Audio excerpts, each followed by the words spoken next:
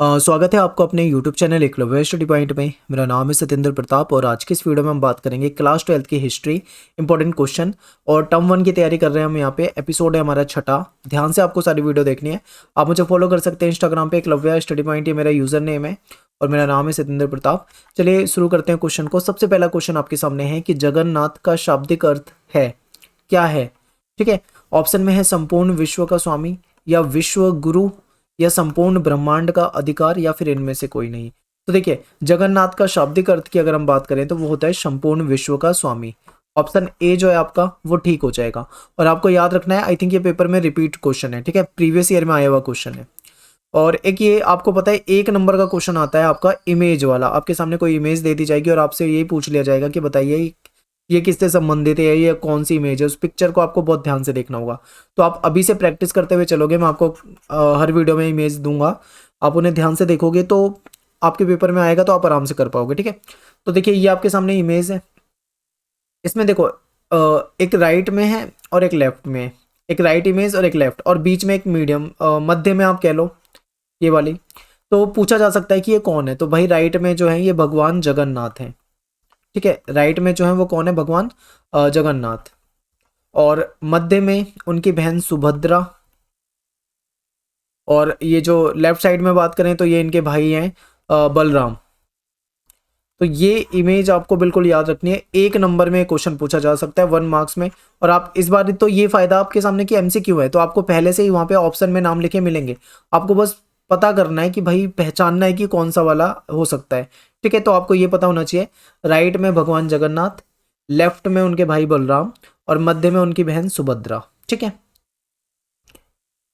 चलते हैं अगले क्वेश्चन पे। यहाँ पे आपके सामने करना है मिलान।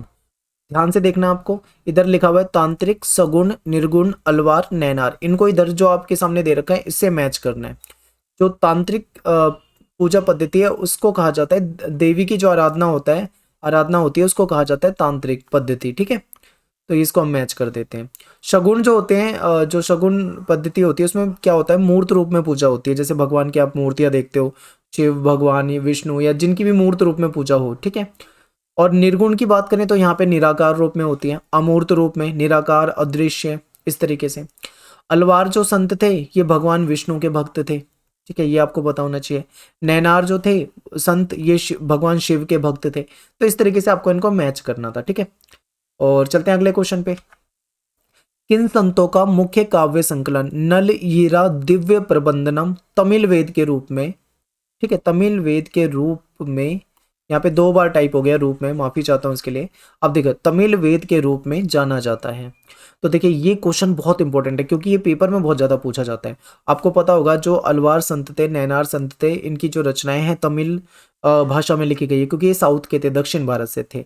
और इनकी जो रचनाएं हैं, इनका जो काव्य संकलन वगैरह है उसको जो हमारे जो वैदिक धर्म में जो संस्कृत के वेद होते हैं उनके बराबर माना गया है। ठीक है, तो ये आपको पता होना चाहिए। तो यहाँ पे बात कर लेते हैं कि ये जो नल ईरा दिव्य प्रबंधनम है इनका संबंध किससे है। ठीक है, तो ऑप्शन में है अलवार संत, नैनार संत, और अगला ऑप्शन है ए और बी दोनों, और इसके बाद है इनमें से कोई नहीं। ठीक है, तो ये आपको पता होना चाहिए। चलिए मैं आपको आंसर बता देता हूँ, अलवार संत। यहाँ पे जो ए ऑप्शन है ये आपका सही हो जाएगा। अगला क्वेश्चन आपके सामने है पैसेज, और आपको पता है एक पैसेज भी आता है आपके पेपर में, और उस पैसेज से रिलेटेड 3-4 क्वेश्चन आपसे पूछे जाते हैं। तो ये पैसेज आपके सामने है, आप इसको मैं पढ़ ही देता हूँ, आप ध्यान से देखें। अंडाल नामक अलवार स्त्री के भक्ति गीत व्यापक स्तर पर गाए जाते थे। अंडाल जो थी ये स्वयं को विष्णु भगवान की प्रेयसी मानकर अपनी प्रेम भावना को छंदों में व्यक्त करती थी। एक और स्त्री शिव भक्त थी जिनका नाम था करईकाल अम्मैयार। ठीक है, इन्होंने अपने उद्देश्य प्राप्ति के लिए घोर तपस्या का मार्ग अपनाया था। नैनार परंपरा में इनकी रचनाओं को सुरक्षित किया गया। इन स्त्रियों ने अपने सामाजिक कर्तव्यों का परित्याग किया था और किसी वैकल्पिक व्यवस्था अथवा भिक्षुणी समुदाय की सदस्य नहीं बनी। इन स्त्रियों की जीवन पद्धति और इनकी रचनाओं ने पितृसत्तात्मक आदर्शों को चुनौती दी। तो ये तो था हमारा पूरा पैसेज। अब इससे संबंधित क्वेश्चन आपके सामने, ध्यान से देखिए। अंडाल स्वयं को डैश की प्रेयसी मानकर अपनी प्रेम भावना को छंदों में व्यक्त करती थी। तो अभी हमने जस्ट पढ़ा है, क्या पढ़ा है कि भगवान विष्णु की, ठीक है, यहाँ पे देखो भगवान विष्णु की प्रेयसी मानकर, तो अपना ऑप्शन क्या हो जाएगा, यहाँ पे बी ऑप्शन जो है वो करेक्ट हो जाएगा। अगला क्वेश्चन है करईकाल अम्मैयार किन की भक्त थी? तो ये भगवान शिव की भक्त थी। ठीक है, आपको पता है ये नैनार संत, नैनार संत, स्त्री संत के रूप में हम इन्हें देख सकते हो। तो अपना ए ऑप्शन जो है भगवान शिव, ये ठीक हो जाएगा। नेक्स्ट क्वेश्चन है कि करईकाल अम्मैयार ने अपने उद्देश्य की प्राप्ति के लिए कौन सा रास्ता अपनाया था? ऑप्शन है कठिन तपस्या, तीर्थ यात्रा, धार्मिक अनुष्ठान या इनमें से कोई नहीं। तो देखो इन्होंने कठोर तप का रास्ता अपनाया था, यानी यहाँ पे भी आपका ऑप्शन ए जो है वो ठीक हो जाएगा। अगला प्रश्न है कि अलवार और नैनार स्त्रियों की जीवन पद्धति और रचनाएं डैश के लिए चुनौती बनी? मातृ सत्तात्मक आदर्श के लिए या पितृ सत्तात्मक आदर्श के लिए, इनमें से कोई नहीं। तो आंसर हो जाएगा पितृ सत्तात्मक। मैं आपको एक बार पैसेज में भी दिखा देता हूं, देखिए लास्ट लाइन पढ़िए। इन स्त्रियों की जीवन पद्धति और इनकी रचनाओं ने पितृ सत्तात्मक जो आदर्श थे उनको चुनौती दी। तो अपना आंसर क्या हो जाएगा यहाँ पे? पितृ सत्तात्मक। ठीक है, बहुत ही आसान पैसेज था। अब चलते हैं हम क्वेश्चन आगे।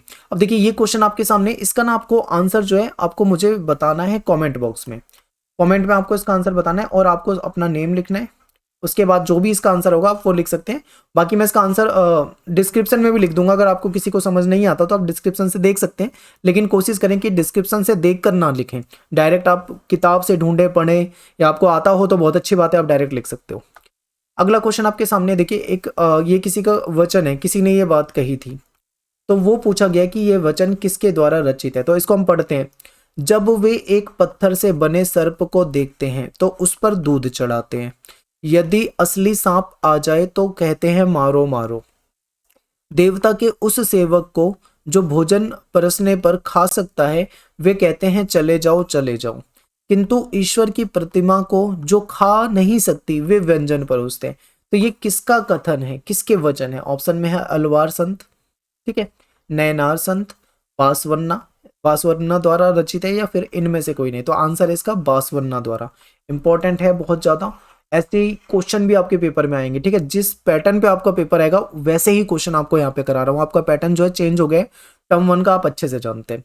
अब अगला क्वेश्चन है कथन और कारण वाला। ठीक है, वीडियो को बहुत ध्यान से देखिए और अच्छे से इसको समझते हुए चलिए। तो कथन है चिदम्बरम, तंजावुर और गंगैकोंड चोलपुरम के विशाल शिव मंदिरों का निर्माण जो चोल सम्राट थे उनकी मदद से हुआ। क्या ये सही है? बिल्कुल सही। अगर आपने स्टेटमेंट को आपने एनसीईआरटी को पढ़ा है तो ये स्टेटमेंट आपको पता लग जाएगा, बिल्कुल सही, यानी कथन अपना परफेक्ट है। अब पढ़ते हैं कारण को, समझते हैं क्या ये भी सही है या गलत है। इसी काल में कांसे में ढाली गई कृष्ण की प्रतिमाओं का भी निर्माण हुआ। तो देखिए भगवान कृष्ण जो यहाँ पे दिया हुआ ये गलत है, अगर आप एनसीईआरटी पढ़ेंगे तो आपको पता लग जाएगा। ठीक है, भगवान शिव की जो प्रतिमाएं थी उनका निर्माण हुआ था, लेकिन यहाँ पे मैंने कृष्ण लिख दिया, यानी कि ये गलत है। कारण गलत है, कथन सही है लेकिन कारण जो है गलत है। तो अपना आंसर क्या हो जाएगा? डी ऑप्शन, कथन सही है लेकिन कारण जो है गलत है। ऑप्शन डी यहाँ पे क्या हो जाएगा? सही। अगला क्वेश्चन भी आपके सामने कथन और कारण वाला है, ध्यान से देखिए। 12वीं शताब्दी में कर्नाटक में एक नवीन आंदोलन का उद्भव हुआ था। बासवन्ना जो थे इन्होंने इस आंदोलन का नेतृत्व किया था। इनके अनुयायी जो थे वो वीर शैव या लिंगायत कहलाए। क्या ये सही है? बिल्कुल सही है, क्योंकि ये जो बासवन्ना वाला जो आंदोलन था ये 12वीं शताब्दी में कर्नाटक में हुआ था, बिल्कुल ठीक है।